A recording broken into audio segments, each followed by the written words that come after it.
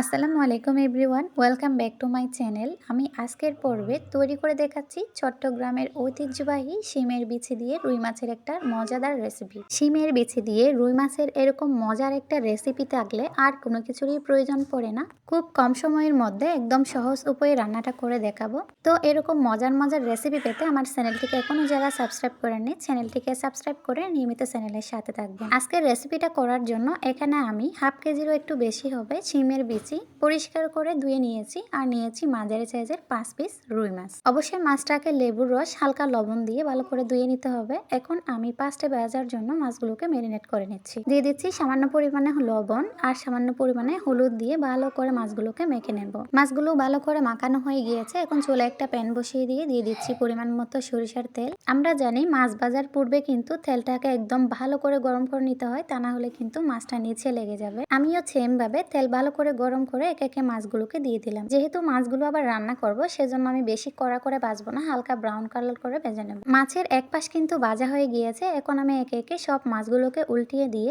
অন্য পাশটাও ভেজে নিচ্ছি। এর মাঝে কিন্তু মাছগুলো সম্পূর্ণ ভাজা হয়ে গিয়েছে। এখন আমি একে একে উঠিয়ে নিচ্ছি। হালকা করে ভাজি করে মাছ যদি রান্না করা হয় তাহলে রান্নার পরে ভেঙে যাওয়ার কোনো চান্সই থাকে না। এভাবে রান্না করলে কিন্তু স্বাদটাও অনেকটা ভালো আসে। আমি সেম তেলে রান্নাটা করে নেব। দিয়ে দিচ্ছি 1 কাপ পরিমাণে পেঁয়াজ কুচি। পেঁয়াজগুলোকে হালকা ব্রাউন কালার করে ভেজে নেব।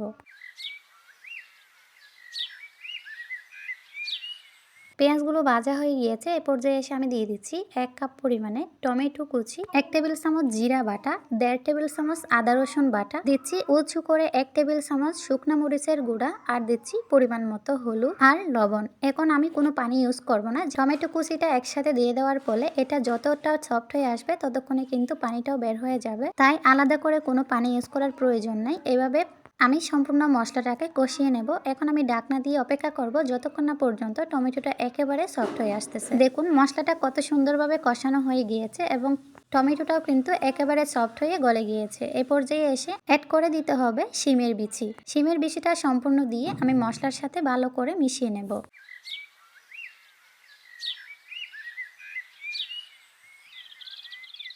সমস্ত মশলার সাথে শিমের বিচিটা সম্পূর্ণ মিশানো হয়ে গেলে অ্যাড করে দিতে হবে নর্মাল পানি। আমি যে শিমের বিচিটা রান্না করতেছি এটা কাঁচা, সেজন্য পানিটা একটু কম দিয়েছি। এটা সিদ্ধ হতে তেমন একটা টাইম লাগে না। দেখতে পাচ্ছেন আমি ঢাকনা দিয়ে রান্না করছি প্রায় 5 মিনিটের মতো।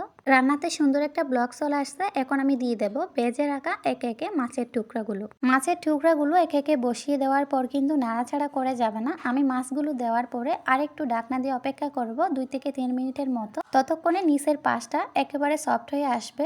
এরপর আমি উল্টিয়ে দেব। ফিরে আসছে 3 মিনিট পর।